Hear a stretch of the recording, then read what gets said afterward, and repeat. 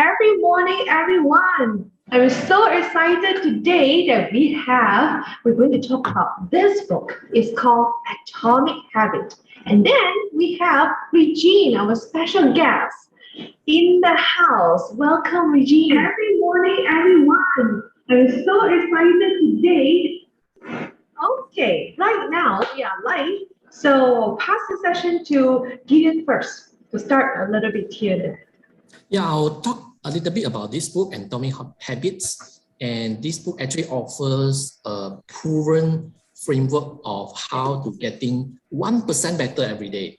So the author of the book, James Clear, is an American author and speaker focused on habits, decision-making, and continuous improvement. I think he's one of the world's leading experts on habits formations.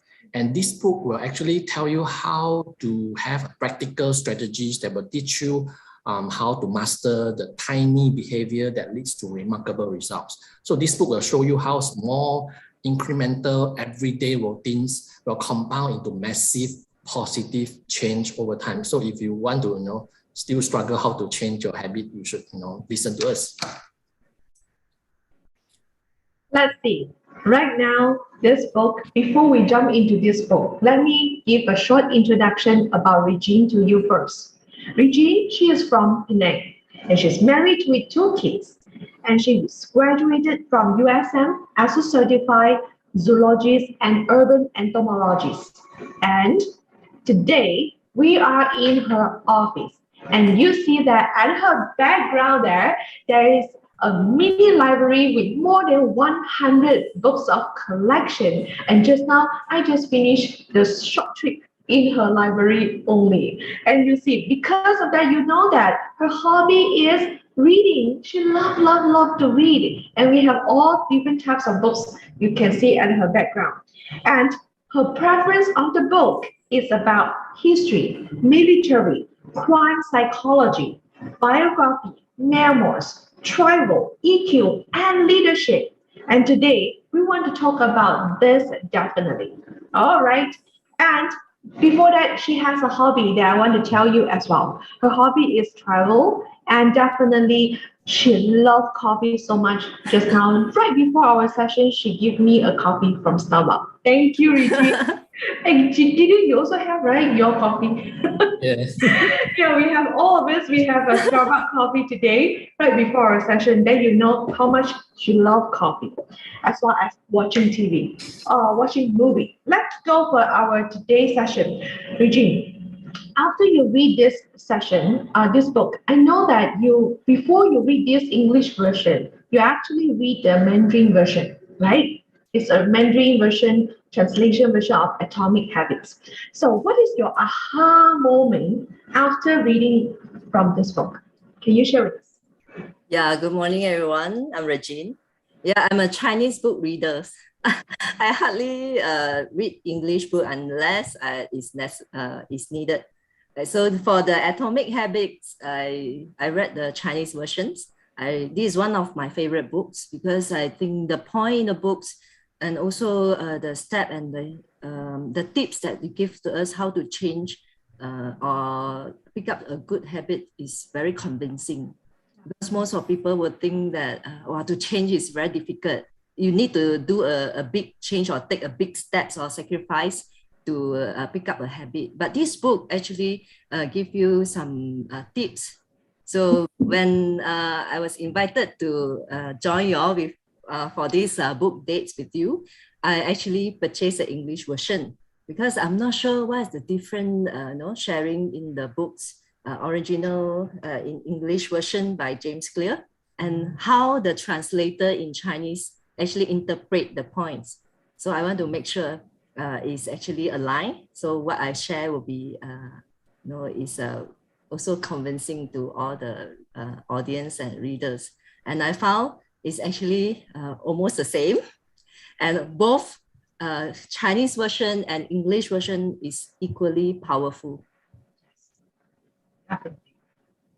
So what is your, I remember you share with me as well, it's like there is actually the big 3 points that you learn so much from this book. So what is that? Sure. In fact, there's many points that I learned from that book. It will be more than 7 or 8 points that actually teaches and how to pick up a good habits bits by bits. Not necessarily you do a big change in a short period of time, because a good habit or you have to actually grow by time. So the 3 points that I found is very important. Of course, is the most powerful 1% change a day will actually bring you 37 times of the changes in a year, right? Because you just slowly do a little bit, like you want to pick up readings. Some people say, I have to read 1 book in 1 week. You force yourself to read a book in a week or in a month. It become a pressure to you. So why don't you read a page of a book a day? So end up you will read 365 pages. It could be more than 1 book. So this is some of the tips that I found is important. Then intentionally create time to change habit. I found this is we need to allocate time. If you really want to pick up some habit or learn some hobby or new skill, you have to intentionally or allocate time to do it, right? You cannot just think. So when you start do it, it actually is one of the good starts to pick up a good habit or hobby. So the third one is always stay on track. When we want to learn or we want to pick up some hobby or habit, always know where is your objective and directions, and always make yourself stay on track. So this is a 3 point that I learned from the books, that you with this strong point, you'll be easily to pick up, master the hobby or habit at the end of the day. Yeah, I think that's so important. Regine, I pick up your second point when you mentioned about time, right? We have to make up the time to do or start to create that habit. So before we jump up to another one, I just want to ask you, because a lot of people tell me, Joyce, they can't give you the reason or excuses of they procrastinate, saying that I don't have time. I think this is a very common excuses people start to give. I don't have time. What is your thought on that?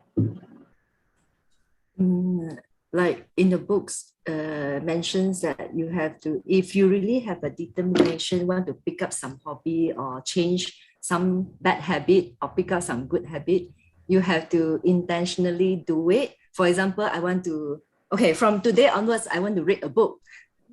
Many people want to read a book, right? So what you can do is, you don't have time. Morning you go to work, come back, you have to cook, or you have to take care of your kids. Well, by the time you're free, it's 11 p.m. you go to bed. So I was thinking the best time is, before you go to bed, you put a book just beside your bed, right? Read 1 page, then sleep. Or, then at the end of the day, you will actually eventually finish reading a book, right? So this is it become a habit, and you won't take a longer time, right? And one of the good example, for example, I have a manager in my office. He decided to pick up jogging, but he got no time. He's very busy. He start work at 7:38. He was in office already, but I can see his determination. He actually finished once he decided to start jogging, he actually bring all the gear to office, right? Like by 5:30, 6:30, he go. So office earlier, and 6 o'clock he leave office, change all the gear, jogging shoes, everything, and head back to go to a park for 30 minutes or 45 minutes, then go back home, shower, and take dinner. Before that, he would actually work until maybe 7, then straight go back home and have dinner with the family. But now he can actually run 10 km in less than 1 hour. So habit, he only pick up less than 6 months. starting from 2 km, 5 km, he just slightly come to office earlier. By the time 6 o'clock or 5:30, he leave earlier, just half an hour and 45 minutes, he can actually pick up a jogging. And now he cannot stop. He must run every day. And he enjoys doing it because he's in finance department. He's actually quite stressful, right? So you have to make sure that you want to pick up some hobby or habit that is actually enrich your life. So you intentionally allocate time to do it and you feel good. And you can see you are more confident doing, and you can share with others that, see, I can do it. That's so great, the point saying that enjoy doing it. Yeah. I think it's so important. Enjoy it. Right. I told my staff and my team that if you are not happy doing it, it's not the right thing that you want to do. It's not the thing that suitable or is not for you. Jaden, anything you want to add on from here? No, I also agree with that. Because I also have finding sometimes difficulty to exercise, jogging. But I think a lot of time is you think too much, like you are thinking too big, like you have to start with 10 km. No, you have to just start very small. I also start like 1 km first. I mean, if you don't tell people don't laugh at you, right? It's just 1 km. Then slowly you are 2 km, 3 km. Now I'm 3 to 5 km already. Wow. Yeah. So I think just don't, just start small first. Yeah. Then you slowly can give yourself some challenge lah. From 2 km, you say, okay, I want to try 3 km. Then you make things fun, Yeah. That's why. So talking about challenge, I have a question, Regine, about, throughout all these habit buildings, like what is your biggest challenge for you? How do you get over it and make the habit stick? I think a lot of time is you start, but you cannot stick to it. Yeah, true. Me, to pick up a habit or make a change, the biggest challenge, I would say, it depends on individual determination. Some people very determined. I mean, I set my goal, I'll do it no matter what. But not everyone's like that, right? So it's always have a challenge. I think the biggest challenge is always you need to do it yourself. You do it alone, right? When you do it alone, it's quite tough. Because you have a lot of distractions, you have work, sometimes something happen, come in the middle of the what you want to do. So you distracted, then you cannot stay on track. So doing alone is a challenge. Then sometimes we feel too comfortable. Once we make a decision, we want to do something, but like there's no force. There's no no one force you. Yeah, because we are too kind to ourselves, right? We give a lot of allowance to ourselves. We give a lot of excuses to ourselves that you don't have to do it today. You do it tomorrow. Then so when you do it alone, it's always we give ourselves too comfortable or excuses not to continue. You say and after we talked last week, I was thinking one of the biggest challenge, we thought we have time. Yeah, we always say, oh, it's okay, I do it next year.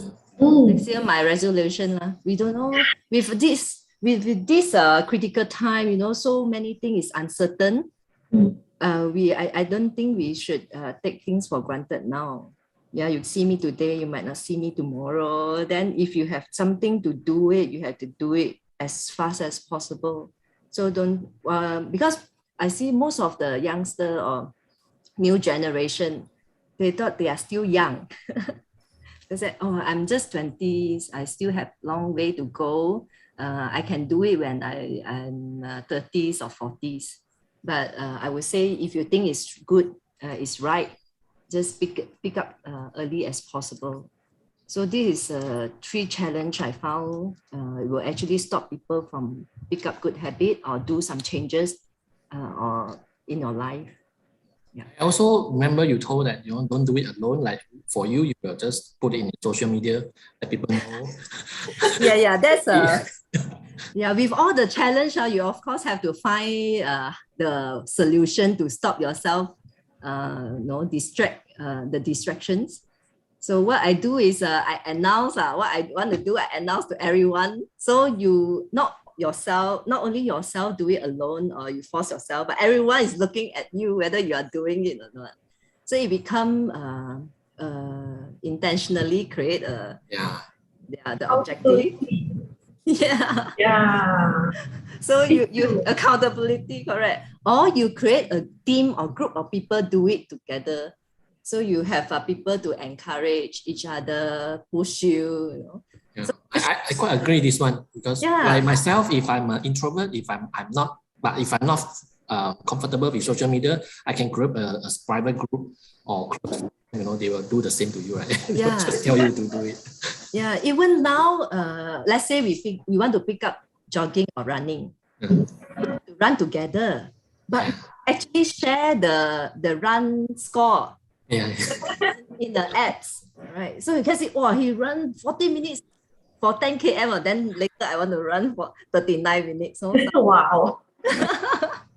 so it's like you create a group to make your habit fun, and also indirectly you influence other people to pick up a habit together with us, right? So this is one of the things to actually overcome that challenge, because it's difficult to do it alone. Like even you pick up gardening, you know, a lot of people now likes to plant all the small plants.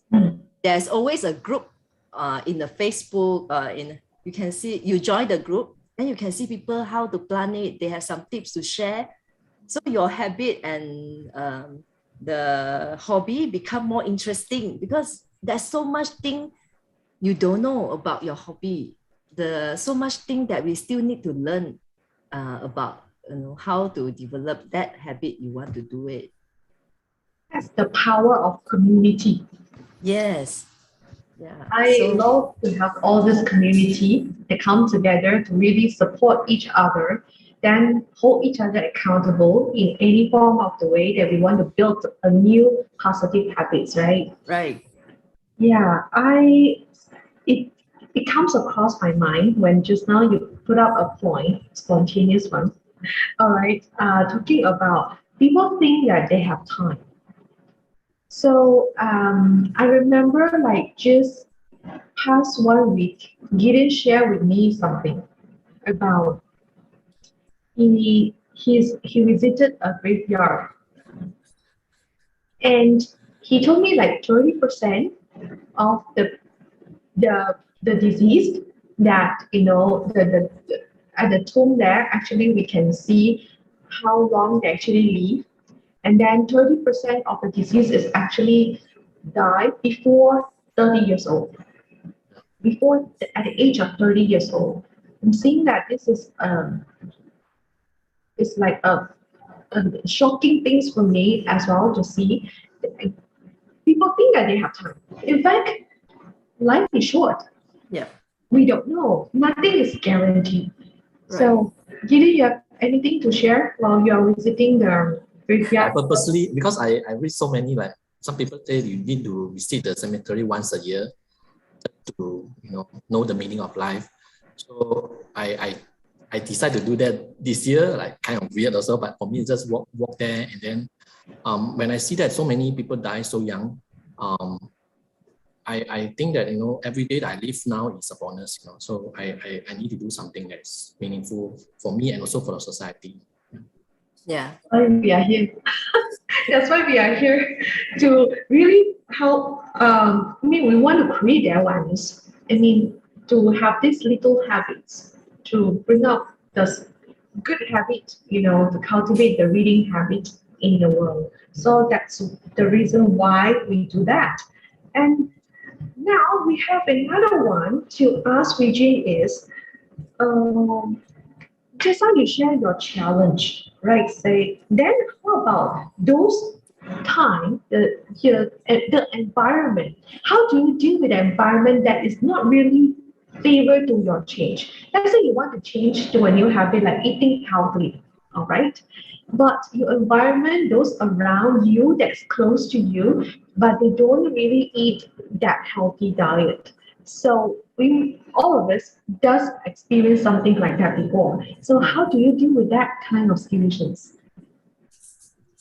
Okay, usually I will see how the people around me, okay, let's say one really is eating healthily, right? So we will see how, I will observe first, see how others are actually eating and how they actually reacted or they respond when you always comment on you're not eating healthily, you are actually taking too much high cholesterol food, but always share facts. We always take ourselves as an example. You say, oh, recently I have a high blood pressure. So I was thinking that I'm not supposed to eat so oily and also I need to exercise. Mm. Then I will actually also share with them why should we actually eat more healthily. But at the same time, we can also share a good recipe. It's a very yummy food, but with healthy ingredients. Love that. But there's many ways to convince people. It's not easy to convince people who like to eat healthy food because healthy food mostly is not yummy. Mostly not that tasty, but does not mean that it's not tasty, right? We Yeah. can actually cook it until a very tasty one as well. Yeah, can be done. And actually sometimes it's perception. They never try. How they know that it's not delicious? They just think that they just think healthy food is not delicious. Yes. But once you start, you found that it's actually very yummy. And it actually healthy, right? If you are actually following Andy Lau, superstar Andy Lau, he actually is a vegetarian. And when everyone go party, he still stick with his very healthy bento. Everyone found he must be very sad and depressed eating that food. But he said he's very enjoying eating the healthy food because we know why we are eating. And we are enjoying seeing other people eating yummy food. Yes, that's the part of that that I read. I mean, this is from this book. Since today is a book day session, a lot of key points we actually learn from this book, Atomic Habits. Yeah. So, in one part of the book talking about behavior change, there's three layers of that, which is the outcome, and then come to the process, and then the core is actually the identity. So the true behavior change is actually the identity change. Yes. So who we wish to become, who we want to be. So just now you give me a very great example. It's like Andy Lau. He still enjoy doing, eating that bento that he's eating and staying vegetarian and fit for himself.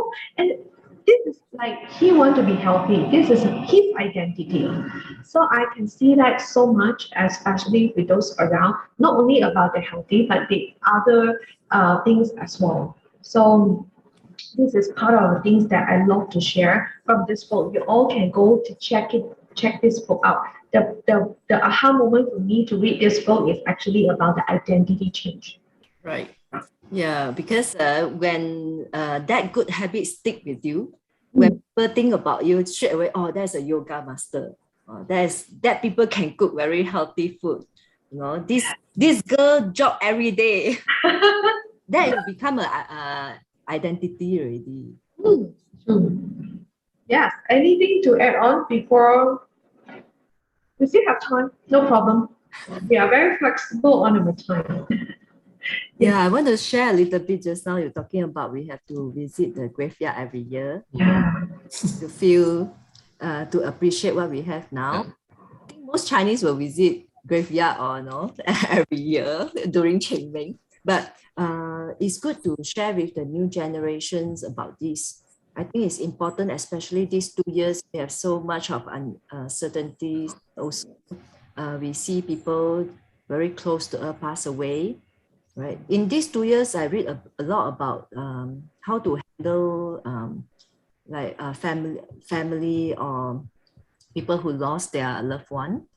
And also we found that a lot of books read about how to, there's one book from Korea, they actually stated about, they actually help, their services is to clean a house after, yeah. After, yeah. Like Japan and Korea. Japan also good, yeah. Yeah, Japan and Korea, a lot of people is a single working in a big Tokyo, but they pass away. So they have to, when the owner, landlord want to take back the house, there's a cleaning services, need to clear the house. So this book actually published by this cleaner owner. He write every story of the person passed away, what is inside their house, and some leftover notes, So we found that in these books, they actually share that in our society, a lot of people live alone, stay alone, work every day, but they don't have any hobbies or there's no friends. They always stay alone by themselves, right? So we are important to be friends, to take care of others. If you observe or you found that we have colleagues or people, neighbors always stay alone, it's no harm to give a smile and say hi. Yeah. So maybe our hobby or our habit, we can actually invite them to be join us. We found so they will actually slowly to pick up some activities, to go with us, because this society need more cares and concern and love. Because of COVID, we try not to talk to each other. It's very sad. But we have no choice. We don't even say hi to our neighbor when we are in the lift now. It's very sad. Right? So even we are with mask on, I think we're still okay to say hi, even though they cannot see our smile face, but you see your eyes. When you smile, your eyes change different. I thought of interesting topic we can talk about, Regine. So we can fix a date for our book in another session. Talk about death. Yeah, pick up a habit, not necessarily jogging, reading, gardening. Just a good habit to give a smile. It's a good habit to maintain every day. True. It's a good idea also. Hey, I look at you, you always smile. People can recall you with your good smile, beautiful smile. So habit, not necessarily a hobby.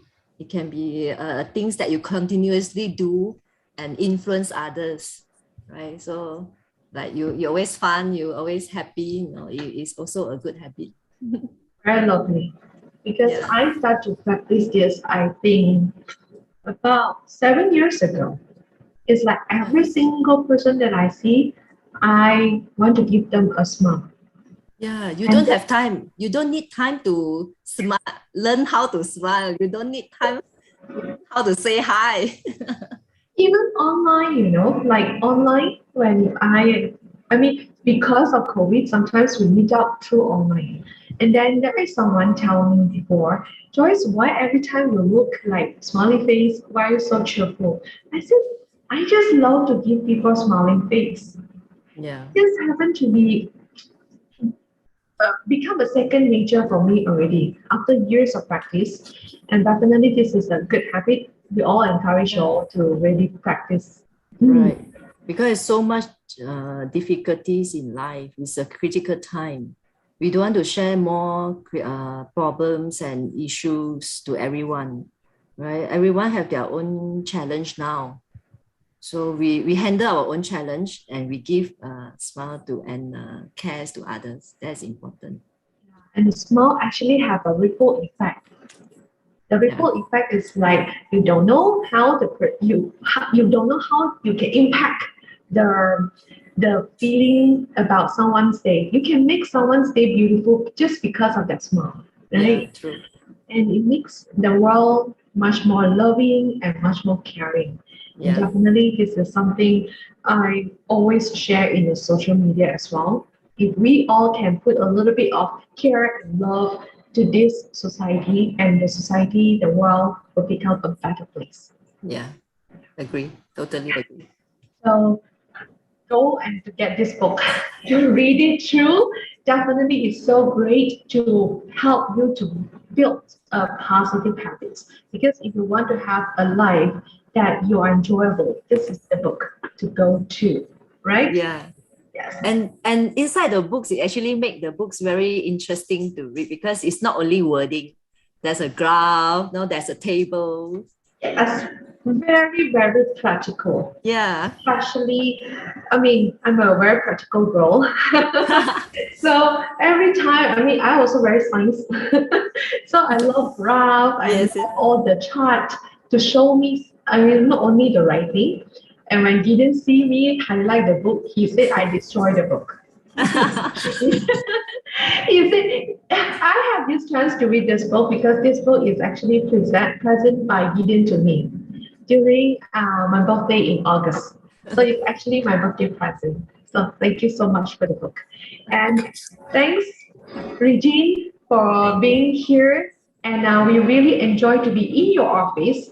By right now is three of us. We are in almost the same space. We are in the same space, but just the three different office.